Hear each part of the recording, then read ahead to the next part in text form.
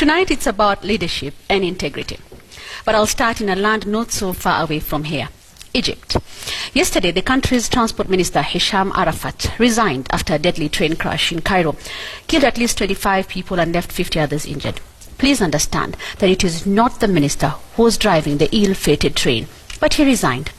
In India, the railway minister, Nitish Kumar, resigned after two trains collided, noting that the accident was more about criminal negligence than human error. That human error was, however, not committed by the minister himself, but he resigned anyway. In June 2016, UK Prime Minister David Cameron resigned following the referendum vote to leave the European Union. He had wanted his country to remain in Europe, but his people said otherwise, and he had to go.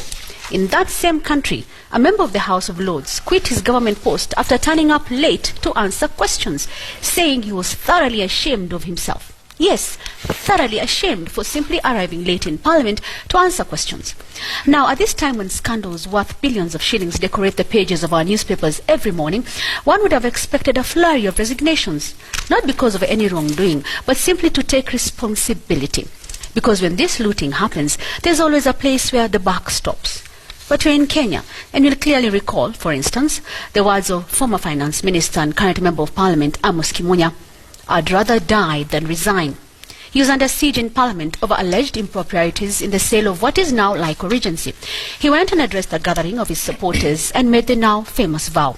In 2006, on being questioned over the Anglo leasing scam, the then Vice President Moody Awori said, "I will not resign. Who is my accuser and on what charge?" Article 73 of the Constitution describes in great detail the kind of leadership Kenyans need and deserve. It does not expressly ask anyone to resign, but the words there speak for themselves. Words like personal integrity, competence, objectivity, and impartiality. The oath of office taken by holders of public office is a promise before God and the people to uphold the sovereignty, integrity, and dignity of the people of Kenya, as well to do justice to all in accordance to the Constitution.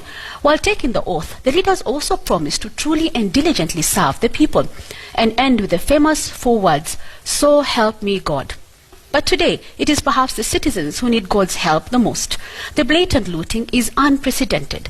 The audacity with which public resources are being pilfered is mind-boggling. And yet, there are men and women put in place by the people and the law to watch over public office. The Constitution presupposes that when we go for elections every 5 years, we would look for Kenyans who fit this bill. But I'm not holding my breath.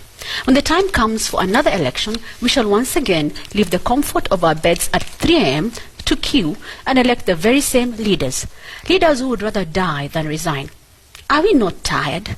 Are we not angry enough? Or are we just stupefied or dazed? That's my memo.